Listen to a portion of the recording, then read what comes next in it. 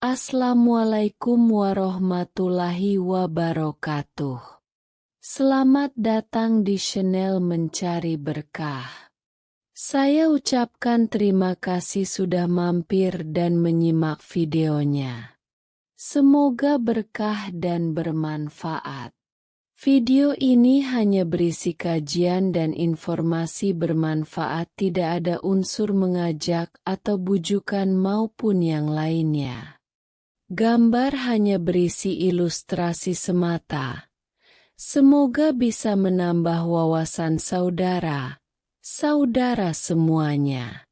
Pemirsa Mencari Berkah yang saya hormati.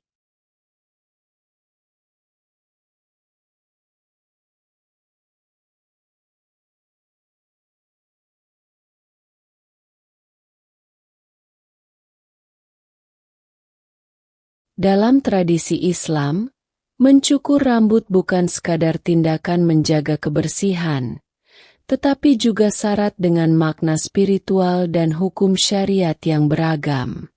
Dalam kitab Tausyih, ala Ibni Qasim, Syekh Nawawi Banten, W 1316H, menjelaskan. Artinya, adapun mencukur rambut kepala, maka hukumnya terkadang disunahkan, dan itu dalam 3 keadaan. Saat melaksanakan ibadah haji atau umrah, nusuk, pada hari ke-7 kelahiran seorang bayi, dan bagi orang kafir yang masuk Islam.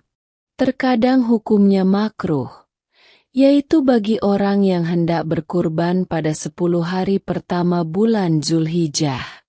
Dan terkadang hukumnya mubah, yaitu selain dari keadaan-keadaan yang telah disebutkan. Syekh Nawawi Al-Bantani, Tausyih, ala Ibni Qasim, Jakarta, Darul Kutub Al-Islamiyah, 1423H, HLM, 163. Berdasarkan penjelasan Syekh Nawawi Banten, mencukur rambut merupakan amalan sunnah dalam 3 keadaan tertentu, yaitu 1. Sebelum melaksanakan ibadah, mencukur rambut disunahkan bagi seseorang yang akan melaksanakan ibadah, seperti menjelang sholat Jumat. Tujuannya adalah memastikan kebersihan dan kesucian diri saat menunaikan ibadah tersebut. Syekh Ibrahim Al-Bajuri, W 1277H, dalam kitab Hasyiah Al-Bajuri menyebutkan bahwa Nabi Muhammad SAW pernah mencukur rambutnya dalam 4 kesempatan ibadah, sebagaimana dikutip dari Al-Hafidz As-Sahawi. Artinya, Nabi Muhammad SAW mencukur rambutnya pada 4 momen ibadah. Pertama saat umrah Hudaybiyah, kedua saat umrah Qadha, ketiga di Jiranah, dan keempat pada Haji Wada. Hasyiah Al-Bajuri, Kairo, Darul Hadits, TT, Jilid pertama, HLM, 187. 2. Mencukur rambut bayi pada hari ke-7 kelahirannya. Rambut yang dicukur ditimbang, dan dianjurkan untuk menyedekahkan emas atau perak seberat rambut tersebut sebagai wujud syukur kepada Allah Subhanahu wa Ta'ala. Rasulullah Shallallahu Alaihi Wasallam bersabda. Artinya, dari Samurah, ia berkata, Rasulullah Shallallahu Alaihi Wasallam bersabda, seorang bayi tergadaikan dengan akikahnya. Akikah disembelih pada hari ke-7, diberi nama, dan rambutnya dicukur. At-Tirmidzi. Tujuan mencukur rambut bayi adalah untuk membersihkan kotoran yang mungkin melekat sejak di kandungan, sekaligus sebagai simbol kebersihan dan kesucian. Dalam Islam, kelahiran bayi bukan hanya peristiwa biologis, tetapi juga momen spiritual yang diiringi doa dan amalan agar bayi tumbuh dalam keberkahan. Dengan menjalankan tradisi ini, Orang tua diharapkan dapat membimbing anak menjadi pribadi saleh dan bermanfaat bagi agama, keluarga, dan masyarakat. 3. Mencukur rambut bagi non-muslim yang baru masuk Islam. Bagi seseorang yang baru memeluk Islam, disunahkan untuk mencukur rambut sebelum mandi wajib, yang juga merupakan amalan sunnah saat masuk Islam. Jika orang tersebut belum pernah dalam keadaan junub sebelumnya, mencukur rambut dilakukan sebelum mandi. Namun, jika ia sudah pernah junub, maka mencukur rambut disunahkan setelah mandi wajib. Hasyiah Al-Bajuri, Hal 187. Selanjutnya, mencukur rambut dapat dihukumi makruh bagi orang yang berniat berkurban hingga hewan kurbannya disembelih. Namun, hukum makruh ini masih menjadi perdebatan di kalangan ulama karena perbedaan penafsiran terhadap hadits berikut.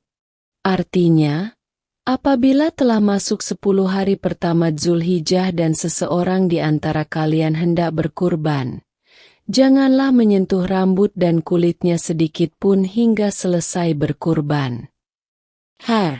Ibnu Majah, Ahmad, dan lainnya.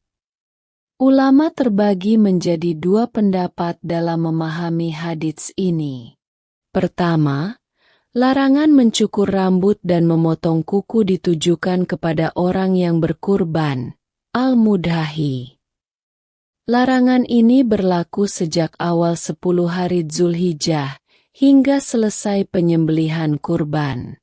Kedua, larangan tersebut merujuk pada rambut dan kulit hewan kurban, al-mudhaha, bukan orang yang berkurban. Jika mengikuti pendapat pertama, maka seseorang yang berniat berkurban dilarang mencukur rambut dan memotong kuku mulai dari tanggal 1 Zulhijjah hingga kurban selesai. Imam An-Nawawi dalam Majmu' Syarah Muhadzab menjelaskan hikmah larangan ini. Artinya, ulama mazhab kami berpendapat, hikmah larangan ini agar seluruh anggota tubuh tetap utuh sehingga terbebas dari api neraka. Ada pula yang berpendapat karena keserupaan, tasyabbuh, dengan orang yang sedang ihram.